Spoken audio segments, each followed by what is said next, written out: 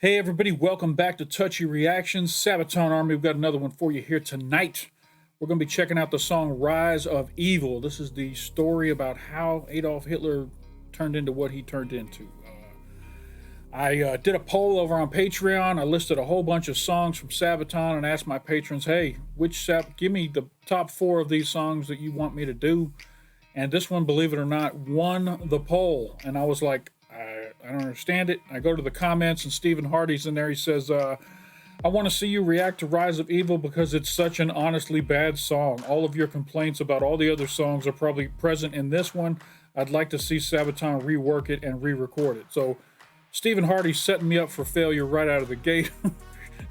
I'm trying not to have any preconceived notions about songs before I go into them. But Stephen says, oh man, I want to see you react to this because you're just going to hate it.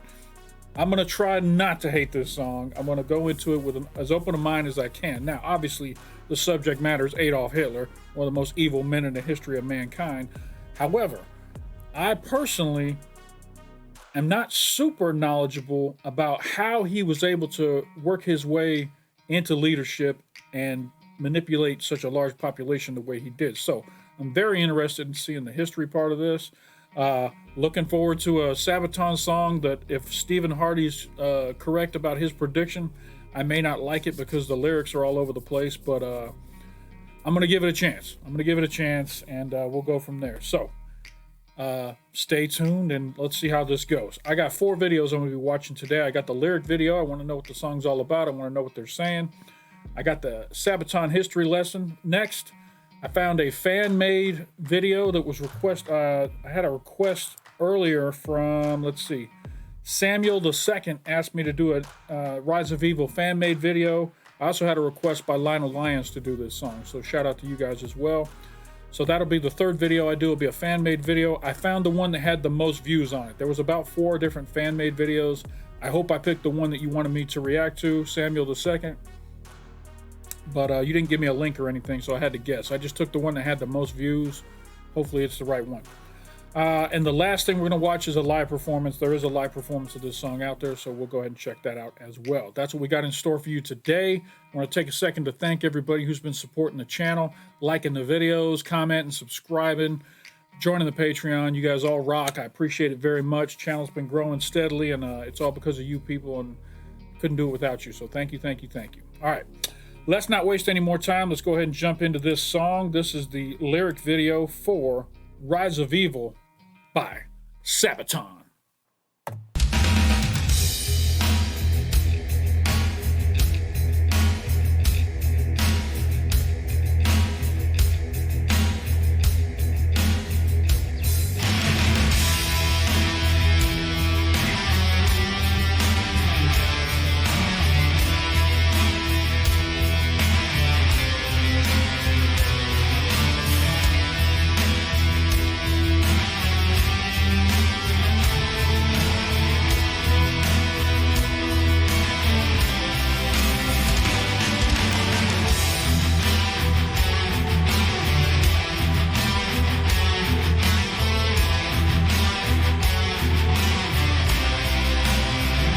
Hey, so far so good, man. It's a pretty good rock song so far. But, 8 minutes? It's an 8-minute long song? Holy crap.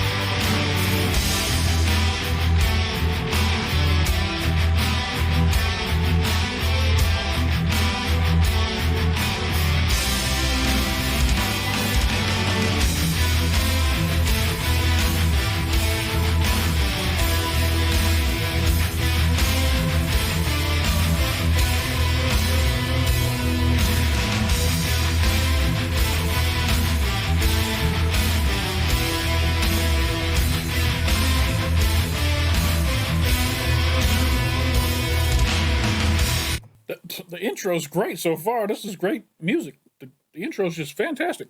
It's a minute and 24 seconds so far. I have no complaints.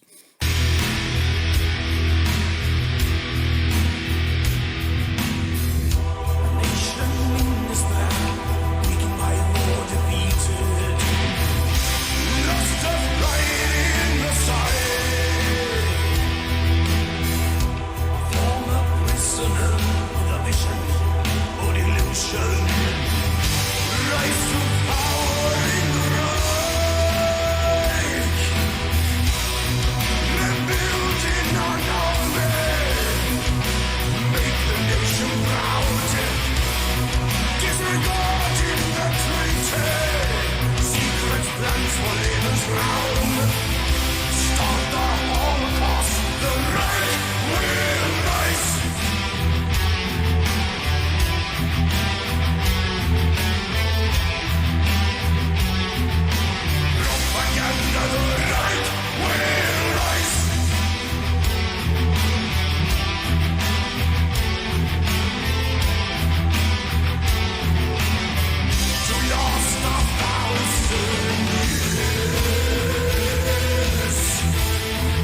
All right, so we had a first verse, second verse, and then a chorus.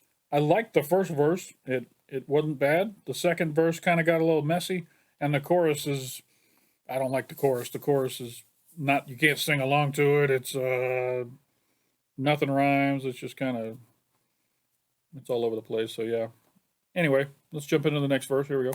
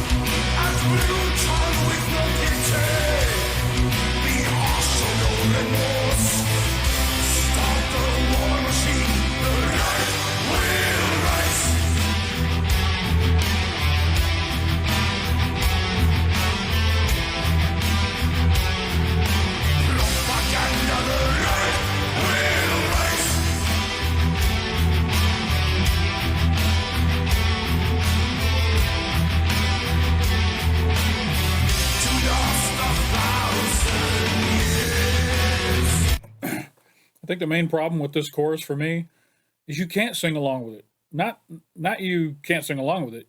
You can't sing along with it because if you sing along with it, you're gonna feel like, man, I'm singing "The Right Will Rise." The right will rise and last 1,000 years. It makes you feel awful inside just to even say the words. You can't sing along with it. Uh, man, yeah, man, what a hard subject to write a song about. Very hard subject to write a song about. You're walking a minefield with how do I do this song without making it sound like a tribute song to the evil bastard who it's about. So it's a minefield of writing, and you got to be very very careful. Hmm. Glad there's 4 more minutes of it though.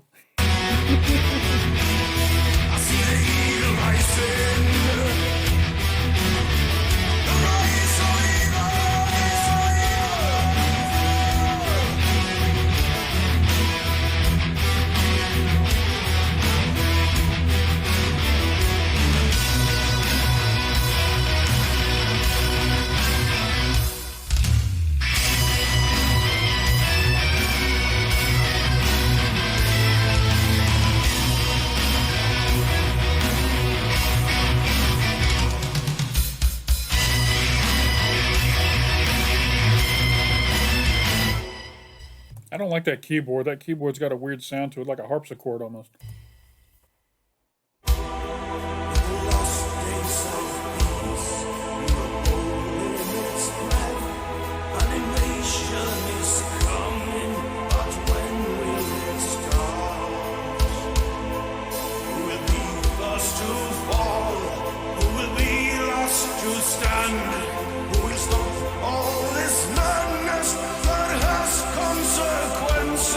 No man understands.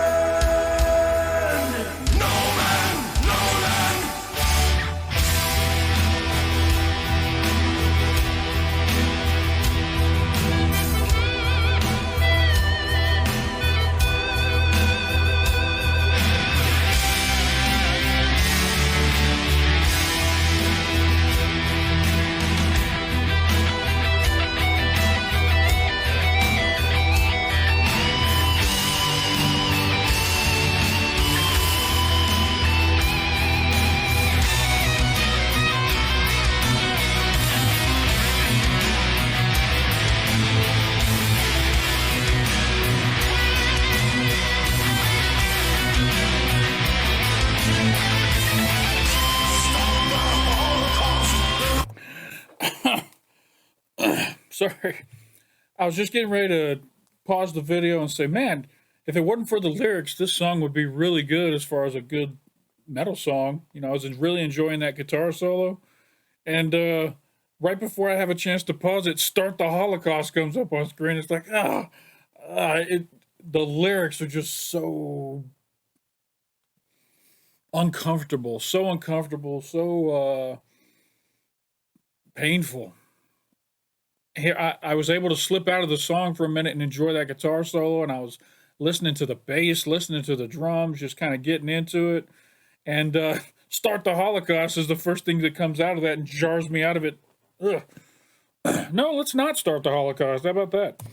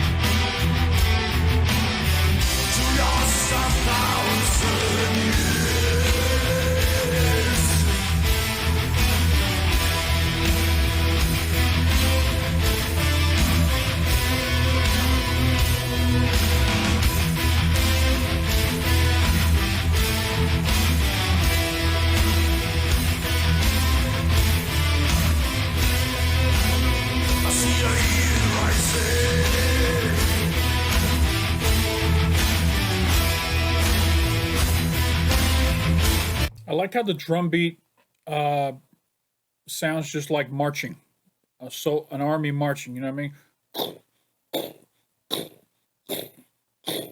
mean? Kind of gives you that feel like, you know, they're getting their forces all lined up, ready to go.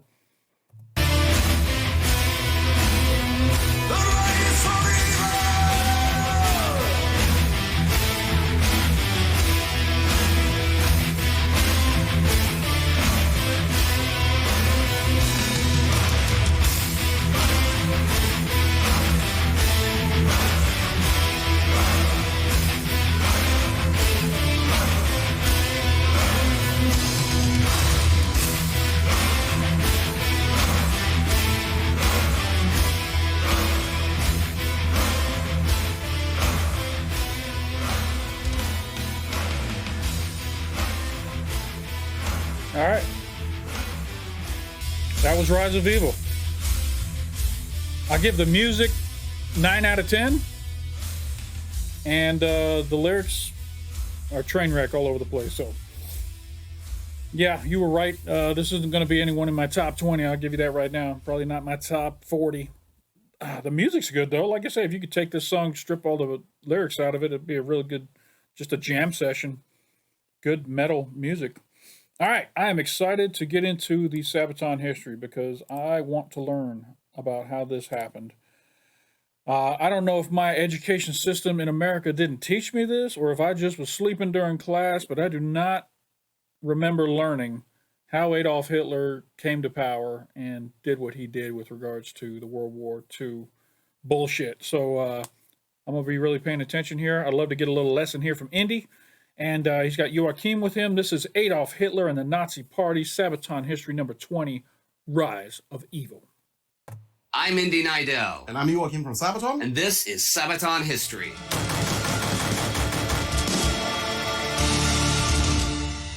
Adolf Hitler's rise to power was as unlikely as his rule was catastrophic. And our song Rise of Evil is quite unusual in the sense that it doesn't cover an armed conflict. And he's going to tell you about the song, but first, I'm going to tell you the history.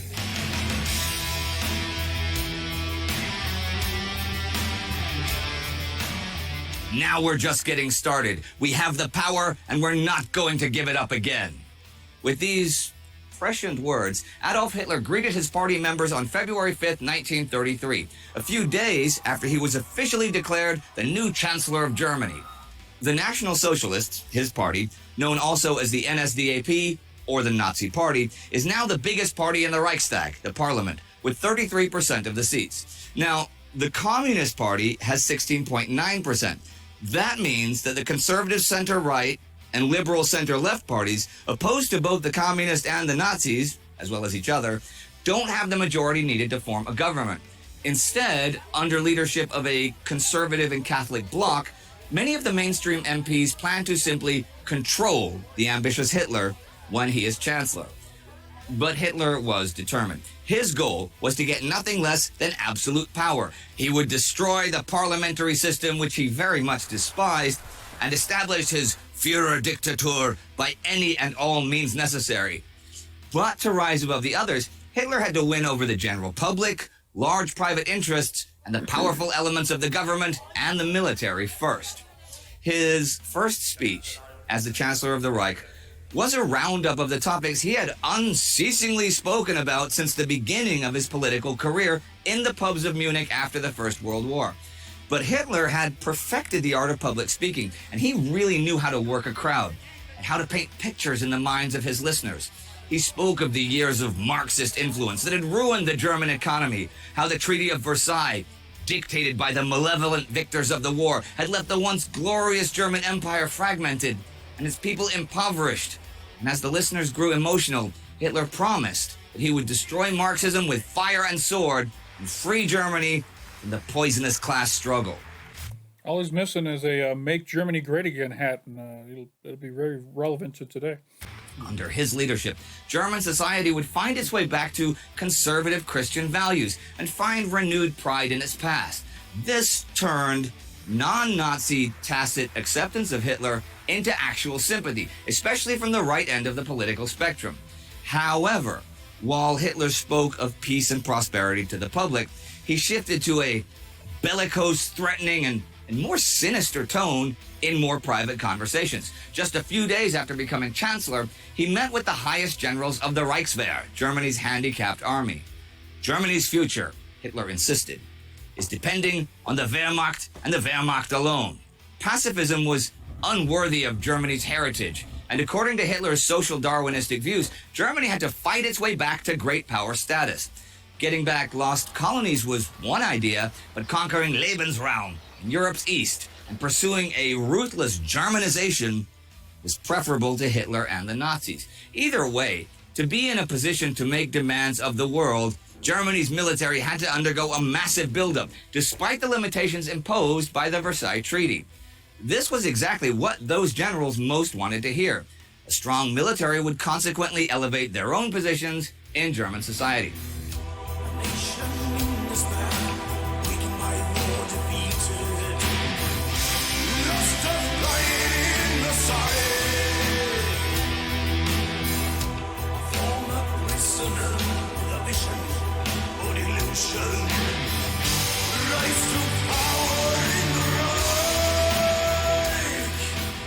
As the next step, Hitler met with another powerful group, the industrials.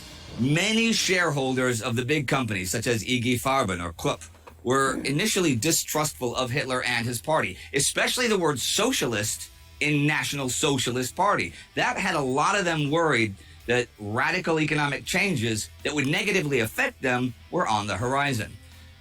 Today, in 2019, there is still a debate among historians as to how socialist the National Socialists actually were. In terms of social policy, they were on the extreme reactionary right. Opinions vary as to their economic policy, and they likely always will. But one thing was pretty certain about the party back then. The NSDAP was broke. Election campaigns are expensive, and the lavish style of the Nazis with all the uniforms, banners, and parades was a real drain on funds. Hitler convinced the industrials, though, that socialist was a rather flexible term and that their powerful position would go untouched under his rule. Instead, there would be a lot of new contracts for them from the armament industry. Again, Hitler's speaking skills transformed suspicious listeners to excited followers, and by the end of the meeting, the NSDAP coffers were filled with 3 million Reichsmarks. You gotta spend money to make money, right? Now, with the support of both the military and industry, Hitler turned to his internal enemies. He made fellow Nazi Hermann Goering, famous World War I fighter pilot, and in 1933 president of the Reichstag and minister without portfolio, Reichskommissar of the Prussian Department of the Interior and minister-president of Prussia, which meant nothing less than that Goering now commanded both the police and the administration of the Prussian state. And he immediately purged both institutions of enemies of the Nazis and formed the Gestapo, the secret police. The Nazi paramilitary organizations SS, SA, and Stahlhelm now ran rampant, targeting their enemies and settling scores both old and new. Their victims were mostly communists and social democrats at this point. But other critics of the Nazis fell prey to the violent mob or to corrupt police officers. They busted up election meetings. They jumped and arrested people on the streets or dragged them out of their homes at night. In the Brown Barracks, the enemies of the Nazis were brutally beaten, tortured, and often outright killed without consequence for the murderers. It was a brutal terror that swept the Prussian state, but was in fact only an omen of what was to come for the rest of the country once the Nazis got control of the entire government system. Officially, this was explained by Hitler as preventing the imminent communist revolution. That actually was believed by large parts of the public because the danger of the communist threat, the Red Scare, had been hyped by politicians across the spectrum since World War I. The Reichstag fire, the burning of the German parliament building on February 27th, was just another catalyst to further escalate the violence. To this day, there are those who believe that the Nazis were actually behind the attack on the Reichstag, although there is no direct evidence of this. And in his diaries, Joseph Goebbels, Nazi propagandist, and in February 1933, soon-to-be Minister of Propaganda, gives no hints about it. But the lone Dutch communist was captured at the scene, gave Hitler the chance to push the first of many emergency laws through Parliament. As a response to the attack, the basic rights of freedom of speech, freedom of assembly, and freedom of the press were immediately suspended. Wow. As was the power. Wow, man. People are quick to give up their rights when they get scared. I mean, I see so much of what's going on in my own country right now, and some of this lead up to what happened in World War II with Germany. It's kind of scary. I mean, there's a constant uproar against the press here. There's accusing opposite sides of being socialists. Rise in Christian nationalism, that kind of stuff. A lot of the stuff that I'm seeing here is scarily familiar to what's going on in politics in America right now. It's kind of creepy. Power of the individual German states.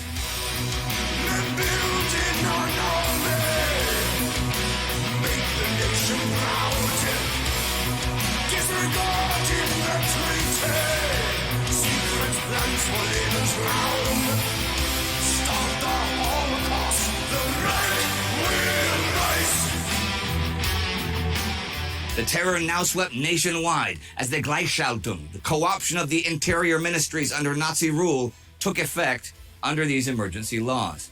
Bit by bit, the positions in the governments of German cities and states were taken over by Nazi Party members. All police and security forces were by mid-1934 under direct control of the SS, Schutzstaffel, and its leader, Heinrich Himmler. Himmler appoints Theodor Eicke to head up the Dachau camp, and Eicke proceeds to formalize what had been a spontaneously created concentration camp system. An atmosphere of violence and fear gripped every German city in those days, and everyone knew that people could simply disappear and find themselves in the laboratory of violence. That's what the German historian Volker Ulrich called Dachau in those days. Among those people who disappeared were Jews, the main villains in Hitler's worldview. Now, the takeover by Hitler triggered some rather negative reactions abroad. So the Nazis claim, with no evidence, that this is because Jews are spreading false stories of atrocities committed in Germany.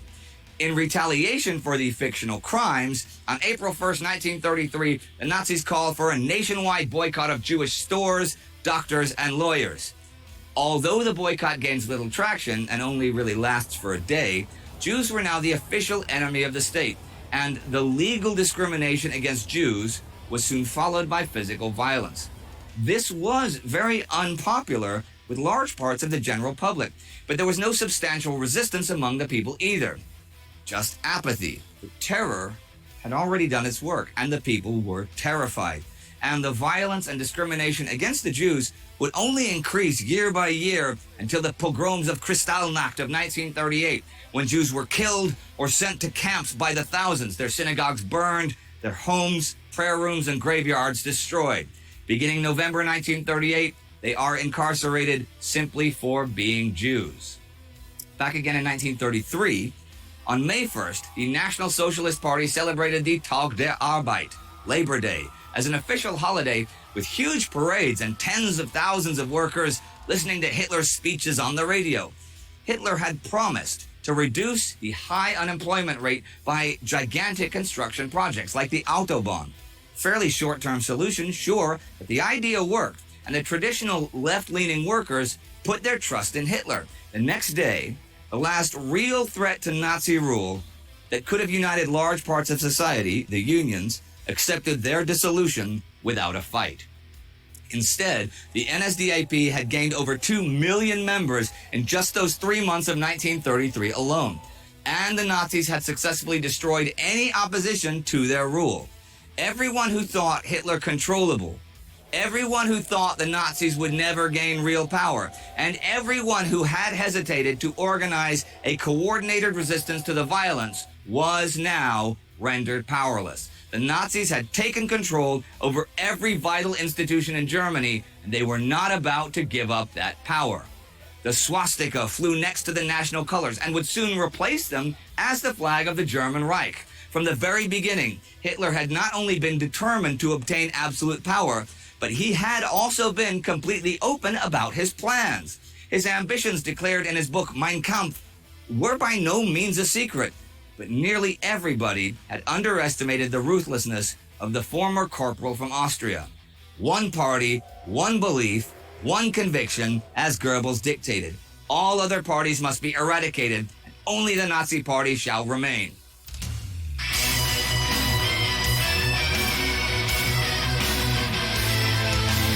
With Germany under his control, Hitler moved on to the next phase of his grand vision. His gaze wandered outwards, across the borders drawn in 1919. The Fuhrer looked towards Austria, Czechoslovakia, Poland, and Lithuania, to the countries that he saw as bearing the stigma of the Versailles Treaty, nations where a large ethnic German population lived under what Hitler considered foreign rule. Reversing or breaking that treaty was the next step in Hitler's plans, but that would take time to prepare. And until then, Hitler had to rely on bait-and-switch tactics. Dishonesty was his weapon of choice, to test the weakness and the gullibility of the other European powers. While the Wehrmacht was preparing and rebuilding under the swastika, the Fuhrer's plans for the expansion of the Third Reich were set in motion. Hitler was growing ready to wager Germany's future in an all-or-nothing gamble. There would be no 1918 ever again. Germany would return to glory, or it would perish.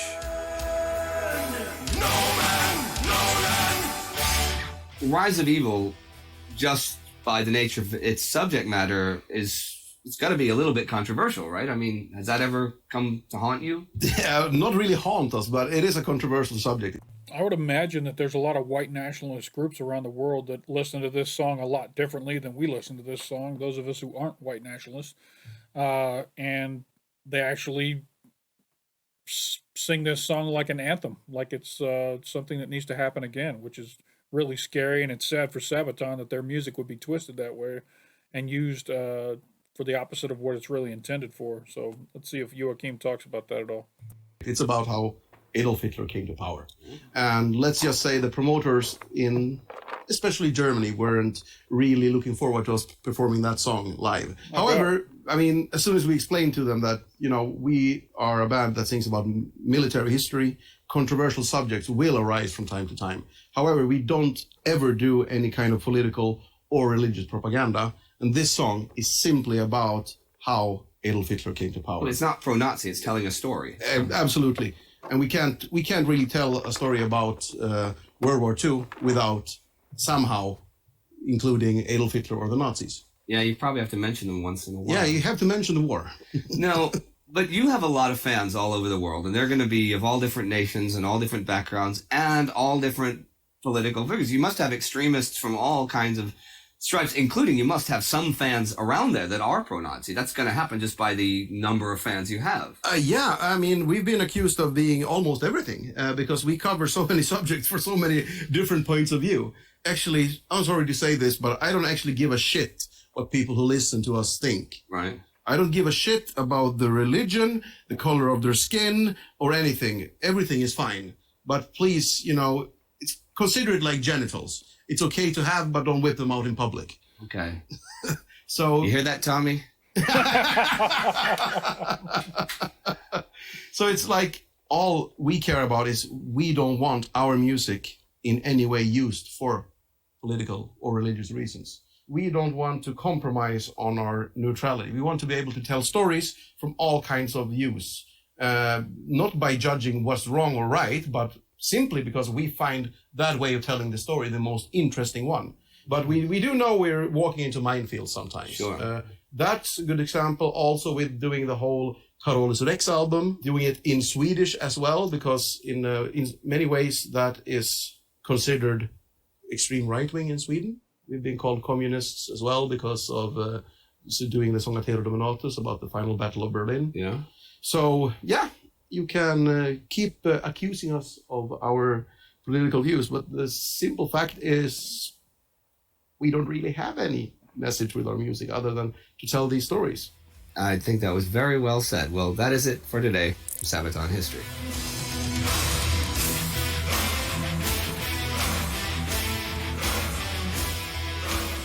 All right, everyone. Remember to support us on Patreon. Check out the other videos we got. They're good. And also, don't forget Time Ghost and World War II. Take care, everyone. Yes, as always, support Sabaton on Patreon so that we can continue to get these great history lessons. All right, let's jump into this fan-made video. I did enjoy the history because I'd never really learned it, so I'm glad we got a chance to go through that. It was very similar to what I had imagined must have happened. I didn't know there was so much German on German violence in the lead up to the war. I wasn't aware of that much of the story behind it, but obviously that was necessary for him to do what he did. So, he can go fuck himself. Let's make sure that we understand which side I'm on here. All right, so this is the unofficial Rise of Evil music video. I hope this is the one you wanted to see. We'll go ahead and jump into it. I have no clue what we're going to see here. Probably tons of marching German soldiers, but it is what it is.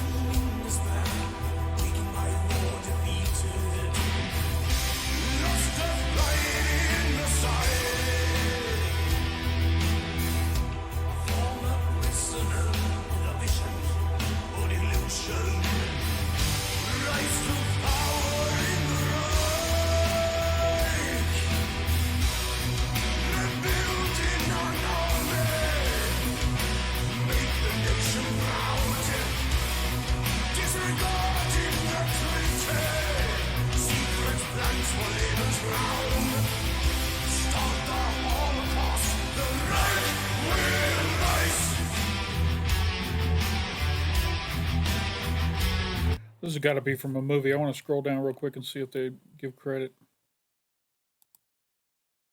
Hitler: The Rise of Evil. Okay, Universal Pictures. Yeah, I saw a couple of famous actors in this, so that's a pretty good budget film.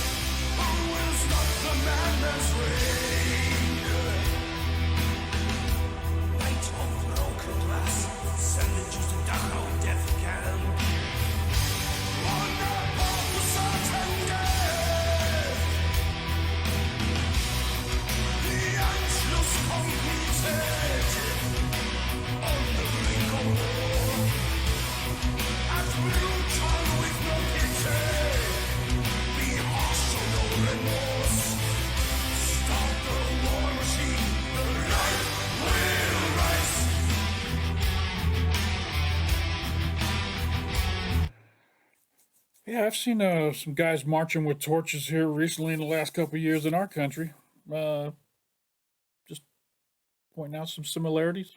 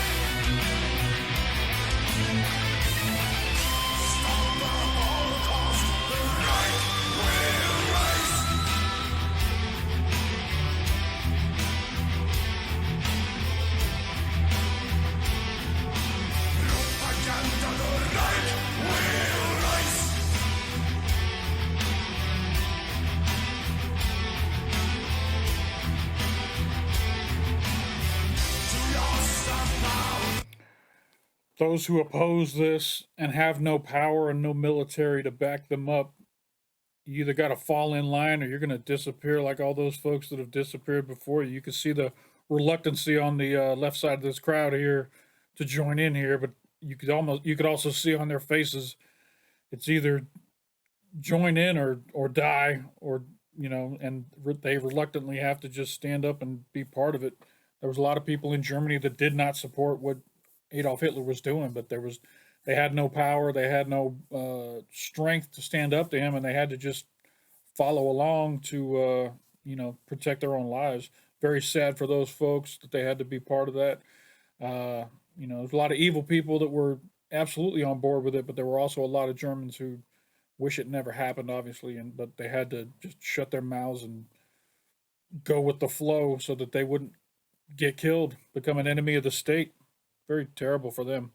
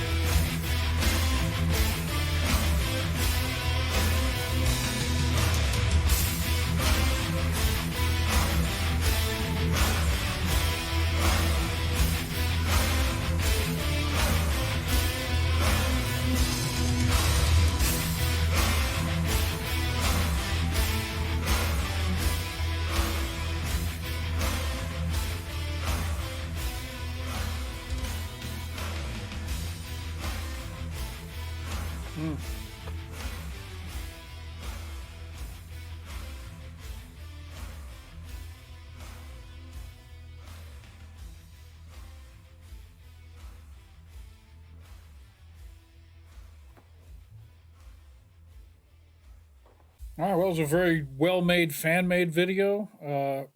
I got Chris Asgard listed here as the person who posted it, so shout out to him. All right, last but not least, let's do this live performance, and we can wrap this thing up here. This is Rise of Evil live. Kind of scared about what might happen in this crowd, but we'll see. Here we go. Anyway, let's talk some sex. Let's talk about my penis. This is Rise of Evil! All right. All right, Joachim coming in with the jokes right before the Hitler content. All right.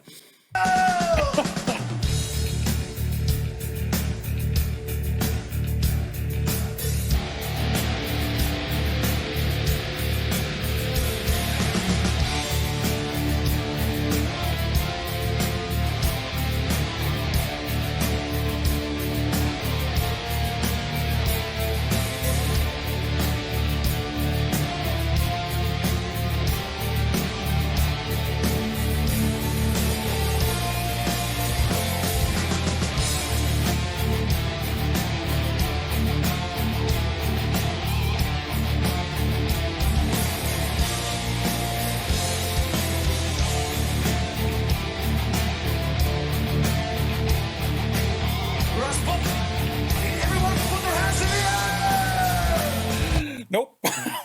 Not putting my hands in there, man. Oh, you mean like this? Oh, shit. What just happened? No, we're not doing that. Oh, you want me to put one hand in the air like this? Hey, hey. No, no, no, no. Fucking loud, Rascal, make it louder!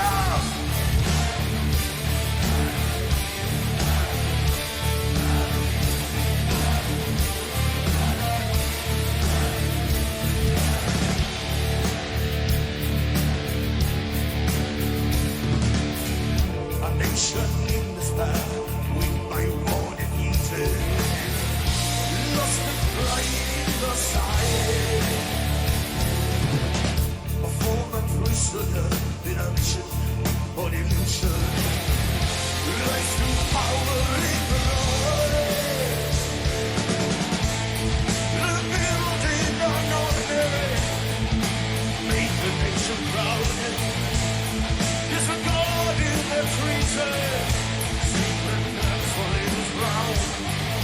Let me hear you sing, the right will rise.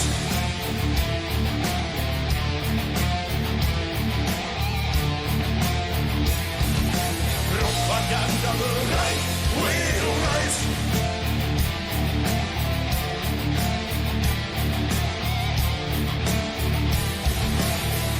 Lost the clouds.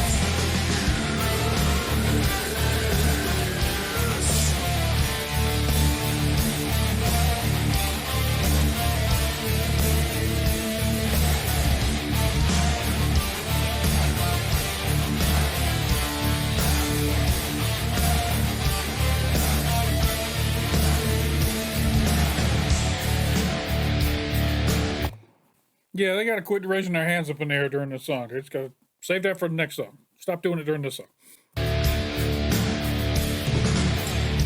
Burning books to spread anti-Semite-propaganda.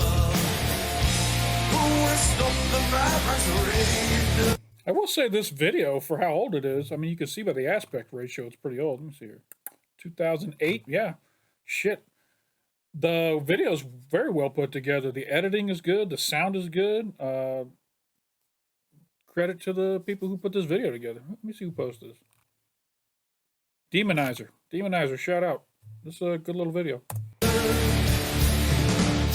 Nights of broken glass, send the youth to down how death fell. One of thought to certain death. The anxious completed of the brick of war. But brute how we know pity, the partial no remorse. Stop the war machine, the right will rise.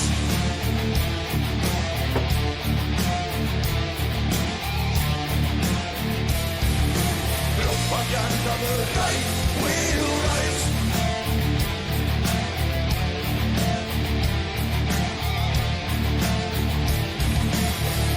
Lost the clouds, turn the heads. I see the evil rising. The rise of evil. Hey, Pete.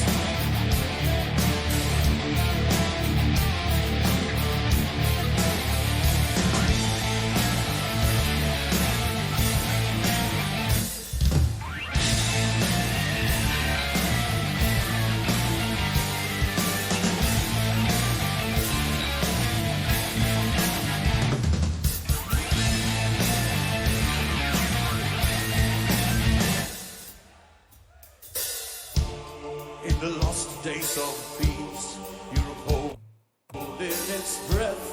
An invasion is coming, but when will it start? Who will be first to fall? Who will be lost to stand? Who can stop all this madness that has consequences no man understands? No man, no land.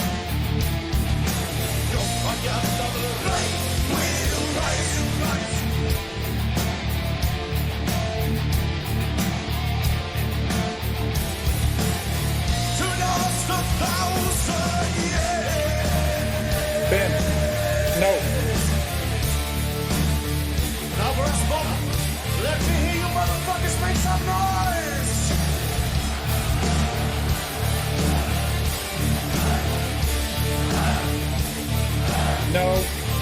No. No. Stop it.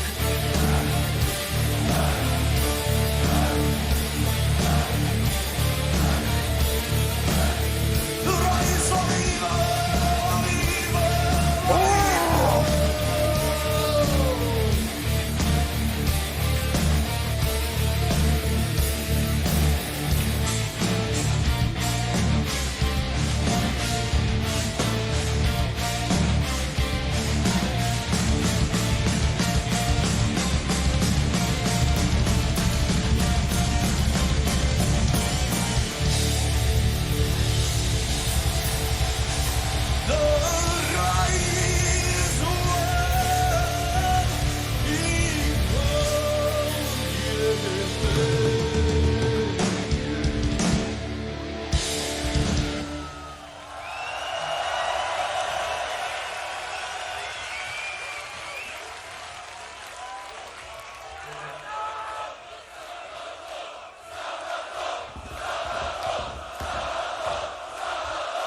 Sabaton! Sabaton! Sabaton! Sabaton! Serious Grasp. I'm having the fucking time of my life! All right. So, apart from the everybody raise one hand unanimously during this song, which I think was a terrible idea, don't do that during this song. Every other song, yes. Not during this song. That was a really good live performance, believe it or not. Man. All right, so I think I've made my opinion of this song pretty obvious. I hate the content matter. The history's great behind it. The music in this song is really good, apart from that one keyboard solo in that weird harpsichord sounding tone. But other than that, the rest of the music's really good. A couple of times throughout this video, I found myself jamming along to the music, and then all of a sudden the lyrics come back in, and I'm like, ah, shit, that's right. This is a song about Hitler. Fuck. You know, I'm enjoying the music, and then Hitler comes in and fucks it up just like he does all the time. So it is what it is. So shout out to Stephen Hardy. I didn't hate it as much as you probably thought I was going to hate it. The music was really good. Content, subject matter, and the lyrics were all over the place, of course. And then shout out again to Samuel II and Lionel Lyons. Appreciate y'all requesting the song. If you guys enjoyed this reaction, hit that like button down below. It doesn't hurt you at all. It helps me out a lot. Makes me feel good when y'all like my videos. If you're not already a subscriber to the channel, I got over 60 Sabaton reactions on this channel. Hit that big red hit that big red button down below that says subscribe. It'll turn gray to let you know you've subscribed to the channel. And if you hit that notification bell off to the side, it'll let you know anytime we drop some new content over here on Touchy Reactions. Thank you to everyone who's a member of the Patreon for my channel. Thank you very much. I appreciate the financial support. If you're the type of person who's got a little bit of money and can support a small channel trying to grow out here on YouTube's big ocean, there's a link up here in the corner. It'll take you over to my Patreon. For just $1 a month, you'll get early access to all my videos. As soon as I get done recording them and editing them, they go immediately up onto Patreon, and they get scheduled to come out throughout the year on different dates based on what we're doing at the time. So shout out again to all my patrons. Thank you all. This was a fun one to do. I mean, it's a shitty subject matter, but I hope I tried to make it a little, you know, upbeat as I could with what we're dealing with here. So that's all I got for this reaction. Hey, I appreciate you stopping by, and don't forget to come on back.